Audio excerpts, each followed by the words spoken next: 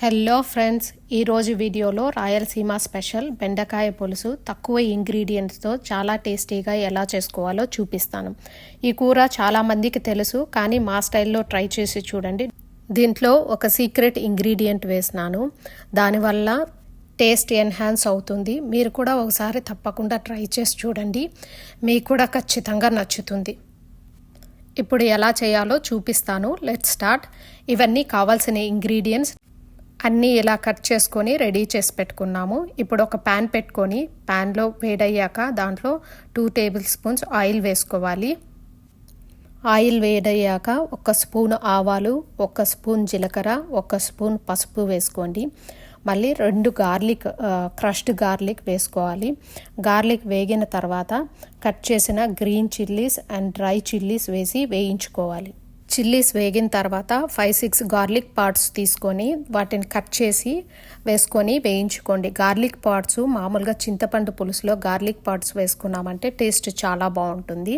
Garlic వేగిన తర్వాత onion వేసుకోండి. ఆనియన్ వేగిన తర్వాత బెండకాయలు, మనం ముందుగా కట్ చేసి పెట్టుకున్న బెండకాయలు వేసుకోవాలి. బెండకాయలు 1 ఇంచు సైజులో కట్ చేసుకోండి. బెండకాయలు ఆ స్టిక్కీనెస్ పోయే వరకు బాగా వేయించుకోవాలి. బెండకాయలు వేగిన తర్వాత దాంట్లో కొంచెం 1 spoon coriander powder, 1 spoon chilli powder వేసుకోవాలి.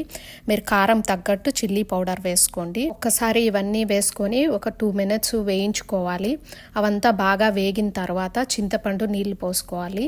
చింతపండు నీళ్లు పోసిన తర్వాత కొంచెము లో ఫ్లేమ్లో పెట్టుకొని బాగా ఉడకనివ్వాలి. చింతపండు అది పచ్చివాసన అంతా పోయే వరకు బాగా ఉడకాలి.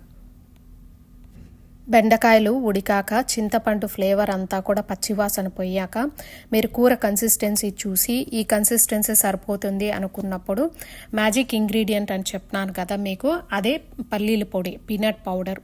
ఒక 2 స్పూన్ పీనట్ పౌడర్ వేసుకోండి. జస్ట్ బిఫోర్ మనము కూర అయిపోయింది స్టవ్ ఆఫ్ చేసేసే ముందర కొంచెం ఒక 2 మినిట్స్ ముందర పీనట్ పౌడర్ వేసుకోండి.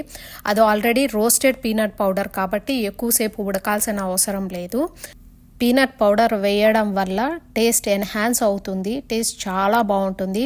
ఇలా ట్రై చేసి చూడండి, మీకు తప్పకుండా నచ్చుతుంది. మీరు ట్రై చేసి నాకు కమెంట్లో పెట్టండి. అలానే నా వీడియోస్ని లైక్ చేయండి, సబ్స్క్రైబ్ చేసుకోవడం మాత్రం మర్చిపోవద్దు. మళ్ళీ ఒక మంచి వీడియోతో, రెసిపీతో మీ ముందుకు వస్తాను. Bye friends.